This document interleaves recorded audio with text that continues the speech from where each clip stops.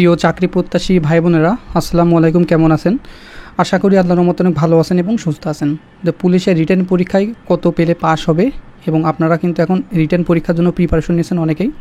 সেই ক্ষেত্রে কিন্তু 20 পেলে ভাই দিতে পারবো কি না, কত পেলে আসলে চাকরিটা হবে, এই নিয়ে কিন্তু আপনার মনে ঘোরাফেরা করতেছে। সবার মনে যারা রিটেন পরীক্ষা দিবেন আপনারা, এটা কিন্তু আপনার কত মার্ক পেলে আপনার চাকরিটা হবে, এইটা কিন্তু ঘোরাফেরা করতেছে। আসলে আপনি কত মার্ক ক্যারি করলে আপনার চাকরিটা নিশ্চিত করতে পারবেন। তো এই বিষয় নিয়ে আমি বিস্তারিত একটু আলোচনা করব, সেই জন্য ভিডিওটি আপনাদের কাছে নিয়ে হাজির হয়েছি। আশা করছি ভিডিওটি শুরু থেকে শেষ পর্যন্ত দেখবেন, তাহলে একটি কমপ্লিট গাইডলাইন পাবেন।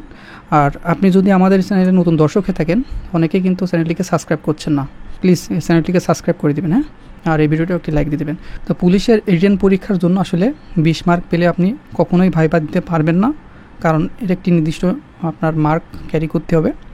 আমরা কিন্তু যেগুলো একাডেমি পরীক্ষা দিই, সেখানে কিন্তু 33 মার্ক পাইলে পাস ধরা হয়, ঠিক আছে। কিন্তু চাকরির যে পরীক্ষা দেওয়া হয়, শুধু পুলিশ না, অনেক ক্ষেত্রে কিন্তু চাকরিতে বিভিন্ন মার্কের পরীক্ষা হয়। যেমন আমরা 16তম গ্রেডে যেগুলো পরীক্ষা হয়, সেগুলো কিন্তু কিছু কিছু ক্ষেত্রে 100 মার্কের হয় রিটেন, এবং কিছু কিছু ক্ষেত্রে 90 মার্কের রিটেন পরীক্ষা হয়, ঠিক আছে। আর পুলিশে কিন্তু এখন নতুন কারিকুলামে, আগে ছিল 40, এখন হচ্ছে 45 মার্কের। এখানে বাংলা, গণিত, ইংরেজি, সাধারণ জ্ঞান এবং বিজ্ঞান মিলেই কিন্তু এই রিটেন পরীক্ষাটি হয়ে থাকে, ঠিক আছে। তো আপনারা এই বিষয়ে অবশ্যই জানেন, তাও আমি বলে দিলাম।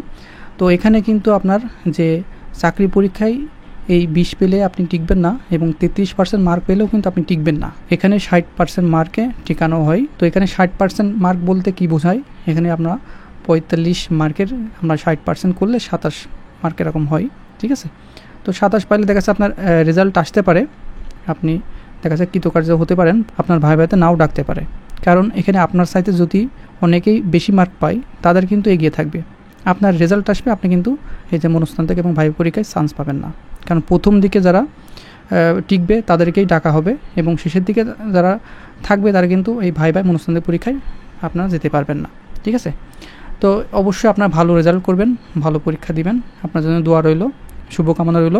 তো পুলিশের চাকরিতে কত টাকা ঘুষ লাগে, অনেকেই আপনারা প্রশ্ন করেছিলেন যে আসলে পুলিশের চাকরিতে ঘুষ লাগে কিনা।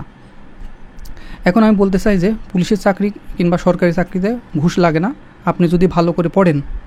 সোজা কথা, আপনি যদি সব কিছু বাদ দিয়ে আড্ডা, তারপরে আপনার মোবাইল টেপা, বিশেষ করে আমরা বেশিরভাগই আমরা ফোন হাতে নিয়ে সবসময় স্ক্রল করতে থাকি ফেসবুক, ইউটিউবে, সেই ক্ষেত্রে আমরা সময় চলে যাই, আসলে বুঝতেই পারি না। কিন্তু অনেকে আছে তাদের ফ্যামিলিতে কিন্তু তার হাতে মোবাইলই দেয়নি, ঠিক আছে, তারা কিন্তু পড়া নিয়েই ব্যস্ত আছে, তারাই কিন্তু চাকরি পাবে। আর আমরা আপনারা সবাই যারা মোবাইল নিয়ে ব্যস্ত আছি এবং পড়াশুনো করছি কম, তারা কিন্তু চাকরিতে পাবো না, আপনাদের আশা কিন্তু ভেঙে যাবে। তখন কিন্তু খারাপ লাগবে, যে যখন বয়স চলে যাবে তখন ভাববেন যে আসলে তখন যদি আর একটু চেষ্টা করতাম, তাহলে হয়তো পুলিশের চাকরিটা আমার হতো। সেই জন্য আমি এই ভিডিওটি বললাম যে আসলে সময় থাকতে সময়ের সদ্ব্যবহার আসলে করা উচিত, ঠিক আছে। তো এই সময়টা চলে গেলে আপনি পাবেন না, বুঝতেও হয়তো পারছেন না। আমার হয়তো কথাটা আপনার হয়তো খারাপও লাগতে পারে, কিন্তু আসলে এটাই বাস্তবতা, যে আসলে আপনি সময় যখন চলে যাবে তখন বুঝতে পারবেন। তো যারা এখানে সেকেন্ড টাইম পরীক্ষা দিচ্ছেন, তারা কিন্তু আসলে এই সময়ের মূল্যটা বুঝতে ফেলেছে প্রায়, ঠিক আছে। তারা কিন্তু আগের থেকে নিজেকে গুছিয়ে রেখেছে, এবং এখন যারা টিকে আছে সেকেন্ড টাইমে, তারা কিন্তু বেশিরভাগই চাকরি পাবে। এবং যারা ফার্স্ট টাইমে এবং যাদের গাইডলাইন ভালো ছিল, তারাই কিন্তু চাকরি পাবে এবং ভালো আছে।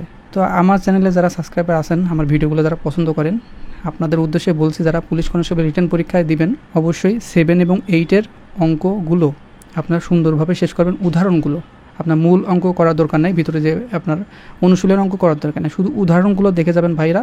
তাহলে দেখেন আপনারা যদি, আর বিগত সালে যেগুলো পরীক্ষা আসছিল অঙ্কে কিন্তু কাটা মার্ক পাইতে হবে, ঠিক আছে। 10 মার্ক আপনার অঙ্কে আপনার কাটা মার্ক পাইতেই হবে, ঠিক আছে। তো এখানে উদাহরণগুলো পড়বেন, এবং একটি পাটিগণিত, একটি আপনার বীজগণিত থেকে আসবে, ঠিক আছে। আপনার উৎপাদকও দিতে পারে, কিংবা আপনার একটি মান্যনের অঙ্ক দিতে পারে বীজগণিত থেকে। তো আপনার সেগুলো একদম সহজ, কিন্তু আমি বলে দিয়েছি ভিডিওতে, আপনারা এই দুটোগুলো, তো এইগুলো ফলো করলে আপনি ভালো মার্ক ক্যারি করতে পারবেন, ঠিক আছে। আর এই যে 9-10-এ যে ব্যাকরণ বইটি আছে, এখানে কিন্তু আপনার যে রিলেটেড এইগুলোই কিন্তু 9-10 থেকে ব্যাকরণ বইতে দেওয়া আছে, ওইগুলো পড়েন, দেখবেন এরই ভিতর থেকেই আপনি 100% কমন পাবেন। এর বাইরে কিন্তু পরীক্ষায় প্রশ্ন করা হবে না। তো এখানে আপনার ভালো প্রিপারেশন নিয়ে যায়, ভালো, সবচেয়ে বেটার। আপনি সবসময় চিন্তা করবেন যে আপনার আশেপাশে কেউ নেই, আপনি একা, এবং আপনাকেই চাকরিটা পেতে হবে। তো সবার জন্য শুভকামনা নিয়ে এখান থেকে বিদায় নিচ্ছি। আশা করি আপনাদের মাঝে একটি সুন্দর তথ্য দিতে পারলাম। ভালো থাকবেন, সুস্থ থাকবেন, দেখা হবে নেক্সট আকর্ষণীয় জব সার্কেল এবং শিক্ষামূলক তথ্য নিয়ে।